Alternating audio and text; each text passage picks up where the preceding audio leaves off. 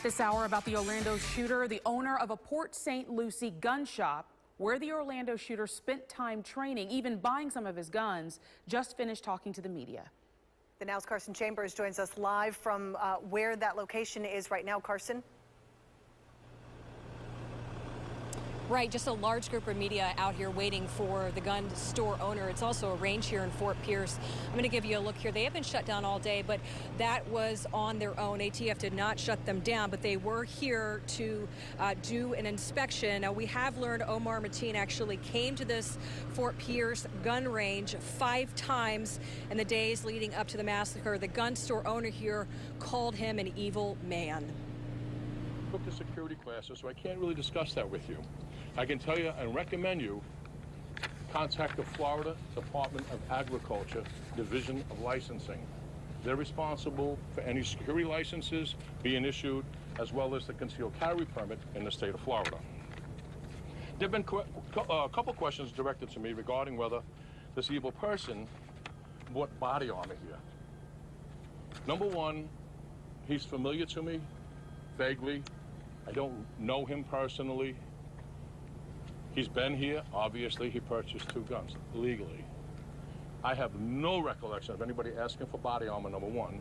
Number two, we've never sold body armor, and we don't currently sell any body armor. Any other questions? I don't know what I can tell you. I just hope that you do some truthful research. Okay, so that was the gun range and store owner. His name is Ed Hinson. He told us that he is a retired New York Police Department officer. He was a 9/11 first responder. He told us that Mateen actually bought these guns legally. He had 2 different permits to do so. On June 4th, he purchased a Sig Sauer AR-style semi-automatic rifle. The next day, he came in and bought a 9mm Glock 17 handgun. Then ABC reporting that he picked both of those guns up on June 9th. That would be the Thursday before he went into Pulse in Orlando. Now, we found Mateen's car with a Marine sticker and a license plate at his Fort Pierce condo. There was a federal warrant sitting on the driver's seat.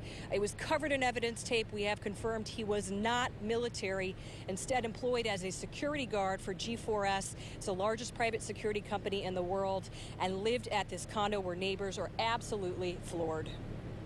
Very quiet. I've seen him a couple times, never really said much to him, and that was kind of odd because, like I said, everybody around here says good morning or how you doing or just, you know, common talk, and he never said anything. We also spoke with a gentleman here, a customer who showed up this afternoon while the gun store was closed. He says he believes that he was here last week in a lane next to a guy who looked like the suspect. We'll tell you what he saw and what he heard coming up tonight at 5:30. We're live in Fort Pierce. I'm Carson Chambers for the Now Tampa Bay. And Carson, throughout the day today, we have learned so much more about this shooter. Do we know where else he worked? We do, confirming through the Florida Department of Corrections. We understand that he did, for some time, about a period of 6 months, work for the Florida DOC at Martin Correctional Institution. We're still trying to find out more information about that, why he was severed. They called it severed ties with him. We don't know if he was fired or if he violated some kind of rule, but we're working on that as well. Back to you.